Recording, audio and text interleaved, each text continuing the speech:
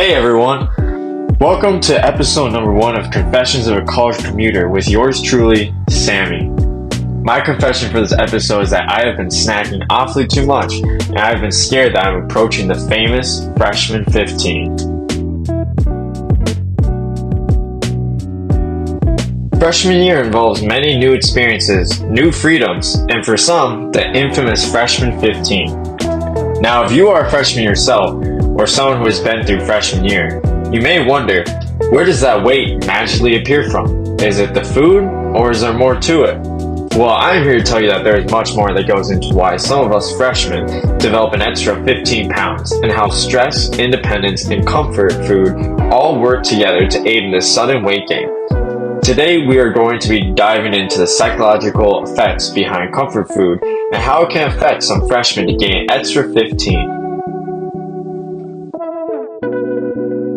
So what exactly is this Freshman 15? To be blunt, it is a phrase created to describe the rapid weight gain of some newly independent freshmen who are experiencing high levels of stress. To cope with this stress, many students lean towards their own comfort food like snacks and or meals that remind them of home that tend to be high in carbohydrates. The most popular explanation for this influx of carb and sugar-heavy meals is simply that they are the easiest to prepare and can be quickly consumed. The reason we will be discussing and the reason that it is best backed by data is how comfort food is used as a coping mechanism for college students when they are faced with this extreme amount of unfamiliar stress. Comfort food can bring students back home or to some place safe, back where these new problems do not exist. For many students, comfort food becomes a go-to when dealing with the pressure of independence and academics. Whether it is homesickness, struggling with grades, or a culmination of the stress from all the new experiences, comfort food becomes a coping mechanism of countless college students as they try to navigate this new life. So why do we gravitate towards these foods? So why is it so hard to resist comfort food, especially when times are rough? Historically speaking, humans from every time period turn to carb-heavy food in times of food scarcity. Trent Smith, a researcher from Washington State University's School of Economic Sciences, wrote this piece on why humans naturally turn to carbohydrate-rich foods.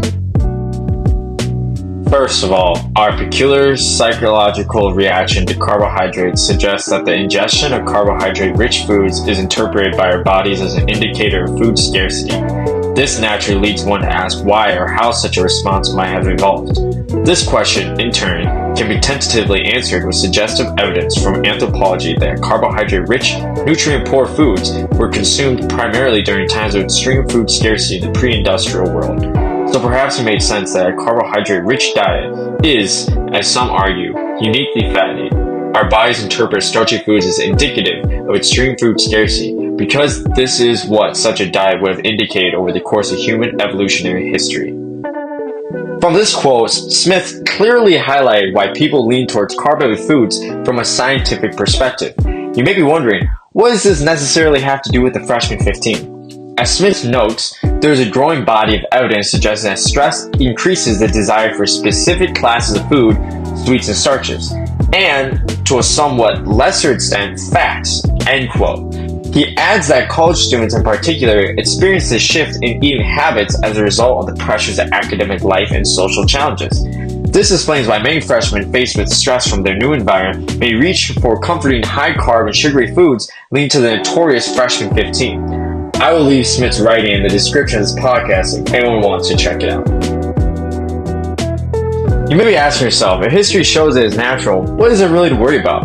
What may be concerning for some is that eating comfort food as a coping mechanism can lead to an undesirable habit and possibly addiction. Matt Robert, author and editor of award-winning magazines such as Taste, states that it is deeply rooted in the brain's reward system, where consuming these foods triggers a release of dopamine, a neurotransmitter associated with pleasure and satisfaction. This chemical response makes comfort foods irresistibly appealing during moments of stress and links them indelibly to feelings of contentment and joy. End quote.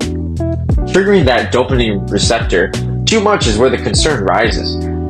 Consuming comfort food, especially in times of stress, can become a form of emotional eating. This behavior may restrict an individual's ability to maintain a balanced, healthy diet, potentially lead to a cycle of overeating that can negatively impact both physical and mental health.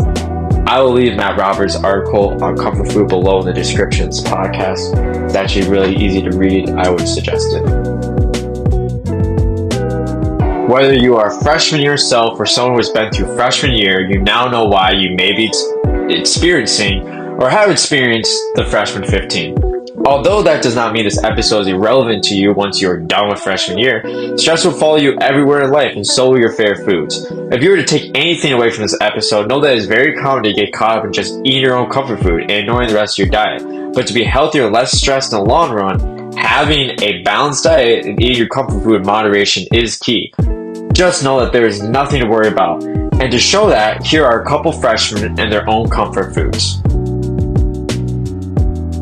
Thank you to Adeline for sharing. Now that we've heard from an on-campus student directly, I will share some of my experience as an off-campus student. Personally, I found it hard to avoid snacks and comfort food as a freshman. My weight has fluctuated immensely, and it seems the food I eat is consistently carb-heavy. I made this podcast just as much for me as it is for you, because I need to focus on becoming healthier. I hope that this episode can give you guys a similar realization if you are experiencing anything of the same nature, and just know that you are not alone in this. I hope everyone has a good day, morning or night, and I'll see you in the next one.